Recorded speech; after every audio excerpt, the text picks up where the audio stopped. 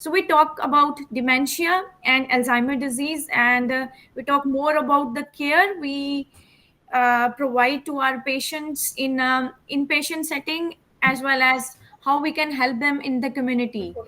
So first we talk about what is dementia. So dementia is an irreversible progressive impairment of cognitive function affecting memory, orientation, judgment, reasoning, attention, language, and problem solving.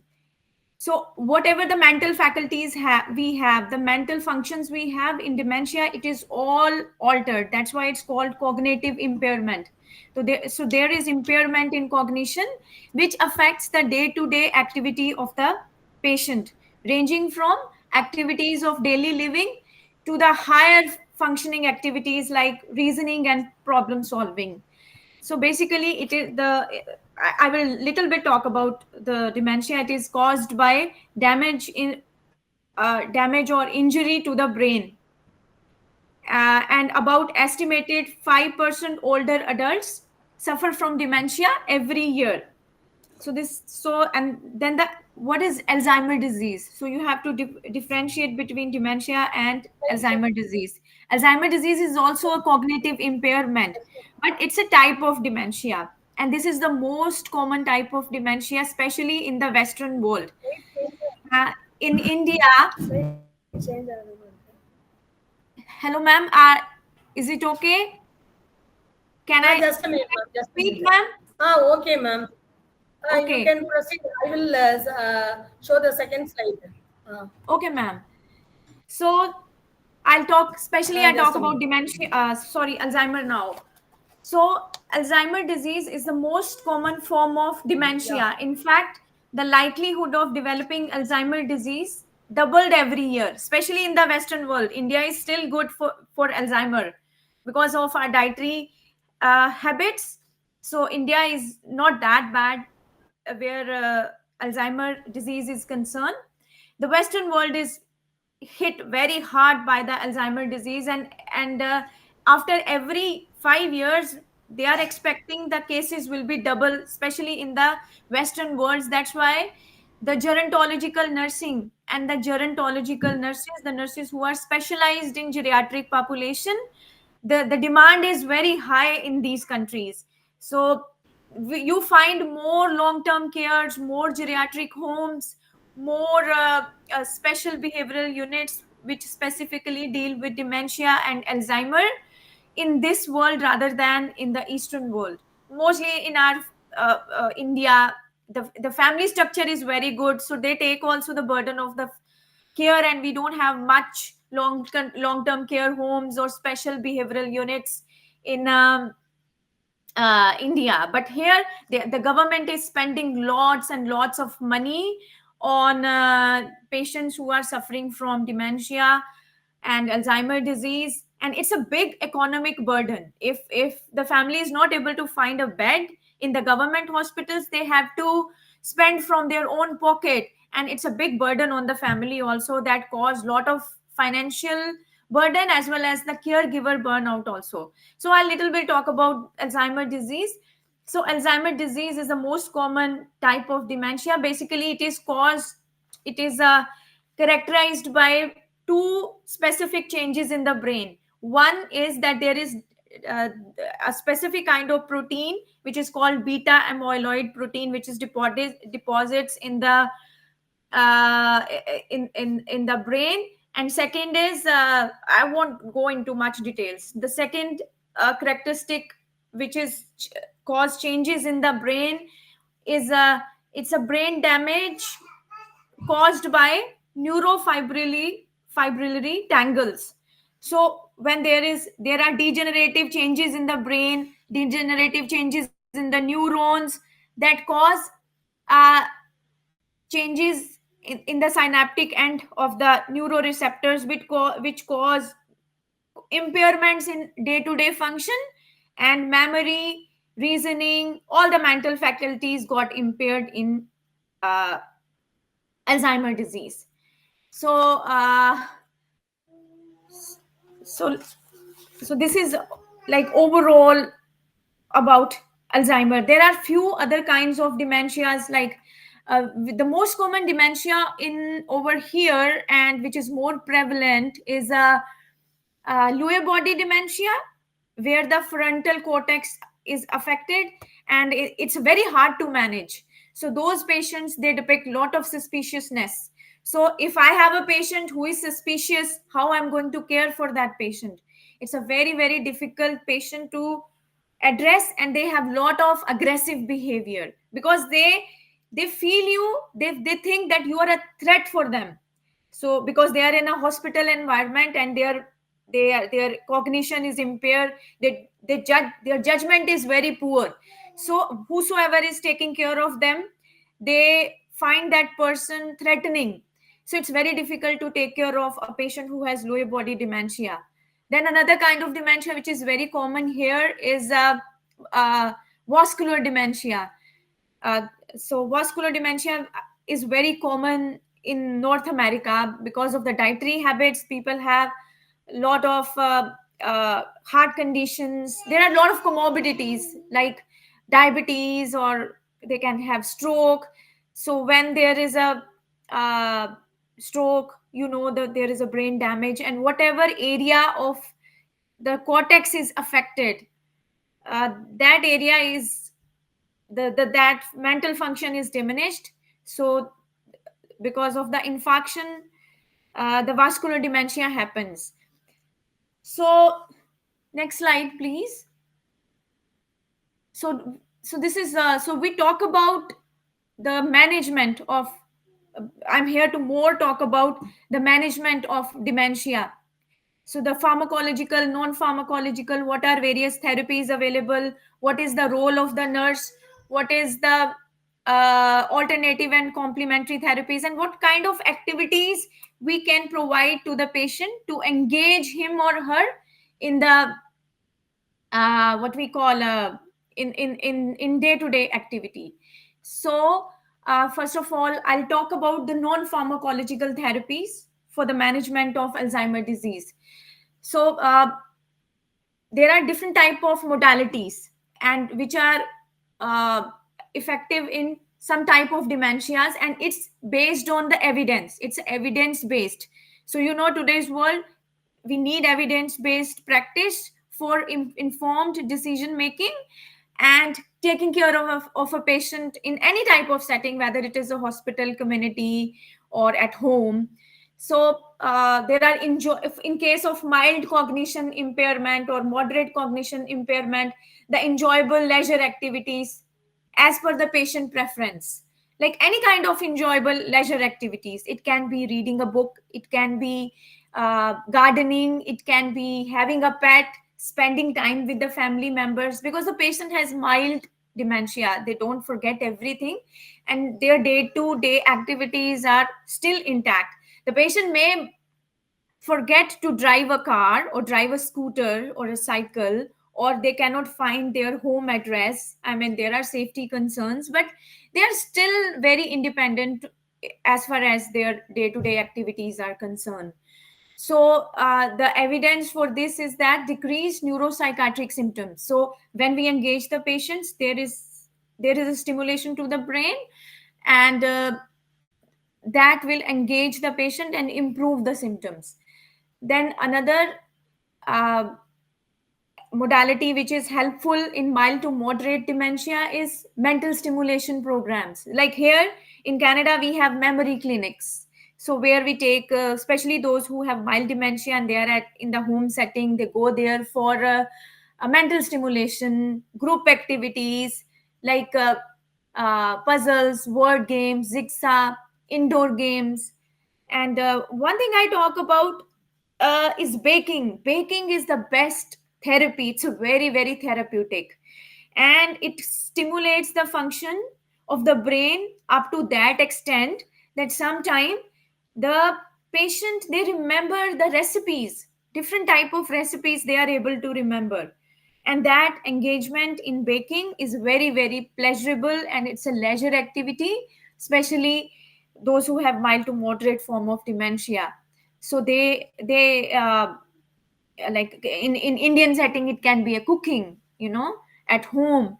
So we remind keeping in mind the safety concerns, they can have a supervised cooking or any kind of group activity, uh, like passing the ball kind of, which help them, uh, which help to engage them. Then there are certain kind of occupational therapies training. I'll talk about more about these things in later discussion, uh, which is help to improve cognition and mental function. Then structured physical exercises program, that helps a lot, especially the yoga. So if we engage them in a regular yoga exercises, it helps a lot, a lot. I mean, and it improves physical function as well as the mental function of the patient. And next, I would like to talk about is the what kind of pharmacological medications we have here in there the research is still going on lot of research is needed for these dementia patients, because they have a lot of comorbidities. So most of these patients, they have medical comorbidities as well as they have uh, uh, mental comorbidities, like they have anxiety, depression, and anxiety is very common. Ma'am, can you hear me? Can you hear me, ma'am? I can't hear you Yes, guys. ma'am, we are hearing it. Oh Okay, no, okay, I have switch off that micro. okay, Now okay, I okay. have opened. We are hearing. We are waiting, ma'am. Yeah, We are listening your presentation. okay, ma'am. Okay, Yeah, okay. So you go there are ahead, very ma'am. No problem. okay, there are very few drugs which are available and which are safe to use, keeping in mind that these patients are elderly patients, so their systems are aging and the threshold is very less, and there are more chances of toxicity and side effects, like liver is aged, kidney function is aged. So lot of while giving medications to these patients, the lot of blood work and follow up is required and lot of close supervision is needed for these patients. So far the most effective drug for dementia which we use in our hospital, one is Aricept. Very effective drug. I mean, it helps to manage the cognitive impairment and the symptoms, like it helps in symptom management. And there are research. I won't talk about much about the research. So, like the activities of daily living and overall lifestyle of patient with dementia has improved with this drug, and they are able to uh, I mean, here in Canada we have different transition centers, like acute care, acute geriatric psychiatric center, when we manage the patient with acute symptoms of dementia, where they have specifically aggression and responsive behavior. So they are very aggressive. I mean, that, what is aggression or what is responsive behavior, throwing the things, aggression towards other people, hitting other people, that cause a lot of trouble for the caregiver. Like if I'm going in the morning and say good morning, Mr. So and so, and he just slap me, my whole day I have a bad day. I don't go to work to get uh, attacked. So sometimes they they are very aggressive. So that is the main management to manage the responsive behavior of the patient. Sometimes in patients with dementia and Alzheimer, the aggression and responsive behavior, we don't call aggressive behavior, we call responsive behavior, just to so that other person should not feel threatened. It's very difficult to manage that. They need we have to restrain them, not physical restraining, the chemical restraining, like very mild dosage of, we give them risperidone, which is antipsychotic drug. It helps to manage the aggression, and we give them trazodone. That is another medication which helps to manage the anxiety and responsive behavior and calm them down. But the problem with these medication is that we need to give them in a very low dosage. They have a lot of side effects, and then we have to manage those side effects. And then they're, because of their age, they are more vulnerable to get lot of side effects, toxic reaction, and adversities, which is again hard to manage, and things like that. Then it is 5 mg daily at bedtime, and uh, the we have to look for the side effects for these medications like diarrhea, dizziness, headache, hypertension, and so on, vomiting, and manage them. Another important drug of consideration is gelatinamide, and it is immediate release. This is also effective, and again the side effects we have to taken care of: dizziness, headache, vomiting, and manage them. And then there is another drug, rivastigmine. So this kind of rivastigmine is usually used in Parkinson disease. You must have seen the rivastigmine is the lot of usage of. It's quite safe for Parkinson disease, but it is also used in Alzheimer disease also. But it given twice a day. So these patients, they don't take medication. That is another challenge. So the drug which we can give once a day, like Aricept, uh, sometimes we have to, because they are so suspicious, we have to crush it and mix it with applesauce or some other kind of pudding and give them. But if the frequency is more, it is very hard to provide them the drug. And it has a lot of side effects also, especially the cardiac side effects, atrial fibrillation and all. But so we don't use it very oftenly. We don't consider it as a safest drugs. Now another drug which is very very common is Namda, mementamine. So it is a very common drug which we use here for treating dementia and Alzheimer disease, and it's 5 mg orally for a week. Then we go to the transition and all that. But it has lesser side effects. It doesn't have a cardiac side effect or metabolic side effects. It has decreased appetite and all that. Sometimes there is a syncope, a heart block and all that, but the cardiac function has already been taken care of, or it's been already ruled off, or they have gone through the whole cardiac check before administering these drugs.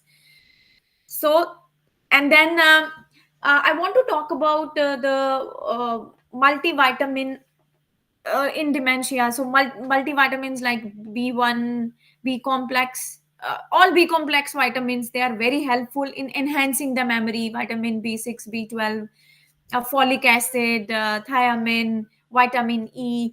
They are very very important vitamins to enhance the memory. And another it's not a drug, it's a kind of alternate, it comes under the alternative therapies. It's a herb kind of thing. They say it's it is very effective in preventing dementia, which we use in India. It's a turmeric. So turmeric is a, if like we in India, we use turmeric in our cooking since we are born. Like since we are toddlers, we start our first meal. So we are used to turmeric, but in Western world they are not used to turmeric. So nowadays that is another trend going on, that they are using turmeric to prevent dementia. Not like once the dementia is there, there is cognitive impairment, that you then you can't give turmeric and say okay, the dementia will be healed. No. So it's for the primary prevention of the dementia. And another herb is ginkgo biloba. But the problem with ginkgo biloba is that there are very few, like ginkgo biloba is not a uh, dietary thing. It's a herb, and it's, and lot of research is going on, but they don't, it may have some adverse reaction if it interacts with other drugs, because this geriatric population is on multiple drugs. They have heart medication, they have medication for kidneys, their liver function is impaired. So they are on lot of drugs. So if they have a psychiatric comorbidity, for example, if they have BPAD, schizophrenia, they are on some kind of antipsychotic drugs also, which can interact with it. So we have to be very careful, and it is not recommended. So but the research is going on. They found that it is very helpful in reducing the cognitive or managing the cognitive impairment in dementia patients. So this is all about that. So now we talk about our main part, the nurse's role and responsibilities in taking care of a patient with dementia. So that is, I will vastly talk about the nursing responsibilities. What are the nursing responsibilities? So being a nurse, it's a, so what the first thing we do when we have a patient, we create a plan after assessment. So, and the main important part in these dementia patient is establishing a daily routine. So daily routine establishment is very very important. In hospital we provide them most of the care because it's an acute stage, but once they are in nursing homes or in behavioral units or in their own homes, they have to establish a routine which will help them to achieve the activities of daily living, like bathing, brushing, uh, brushing the teeth and all that, all personal hygiene we have to provide. Then assist the patient with self care, including activities of daily living, hygiene, eating, toileting, exercise, etc. So like the day to day activities which we will do with our patients. Then provide care with these daily activities and manage the anxiety and anger. So what I want to talk about while caring the patient with dementia, so because we know that the the dementia is irreversible, we in nature, so we cannot, whatever damage has done to the brain, we cannot reverse that. It's a degenerative disorder. Once the neurons are degenerated, they cannot be regenerated. So but we can improve the quality of life. So the first and the foremost important thing for the nurses, so the number one is ensuring the safety of the patients, because they forget, they don't have, they don't remember the things now, they forget. So there can be the safety concerns. So that is one and the foremost safety concerns in these patients. So and they have poor judgment, their judgment is very poor. uh, they are not able to judge appropriately. So that kind of poor judgment, poor cognitive impairment, poor insight, the vision can be another problem. They put them into lot of unsafe environment. So this first and foremost thing is for these patients, how we can ensure the safety. So in safety, the environment has to be safe, that is one thing. uh, if these patients are coming from home to the nursing home, we provide the familiar objects in the room where they feel safe, because these patients, they are prone to falls. So fall prevention is the first thing which the nurses has to take care of. They are frail also, so if they fell, they can cause lot of the hip fracture is very common in these patients. The femur neck fracture is very common in these patients. So fall prevention is very important. So for the fall prevention, we have certain guidelines which we place in our care setting. How to prevent fall, on that there should not be any clutter is that there should the unnecessary things in the patient's room, the clutter should not be there. Then proper lighting should be there so that they can see properly when they walk. And if the patient is very very prone to fall, we have bed alarms and chair alarms. If the patient is sitting in the chair and patient needs constant supervision, and we are providing care to the other patient, and patients said, because we cannot restrain them, in this world, restraining is big no no. The nurse can lose the license. So we don't tie them, we don't restrain them. I'm talking about the physical restraint. So we cannot restrain these patients, you know so we put bed alarm and the chair alarm. So if patient gets up accidentally from the chair, it beeps. So the caregivers become attentive and they run for their safety. Same if the patient is sleeping during the night, uh, and patient is about to get up from the bed and it is unsafe, he can fall, the bed alarm beeps.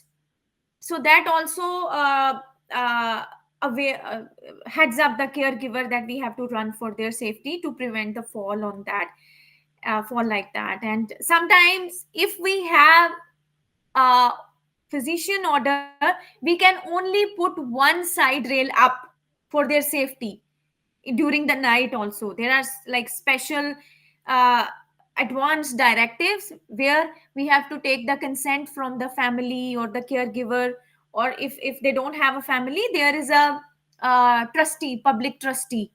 Because nowadays in these countries marriages, people are avoiding marriages, so sometimes they don't have any guardian, but they do have a public trustee which is taking care of them, because these patients, they cannot take their own decisions, they are not competent enough to take their own decisions.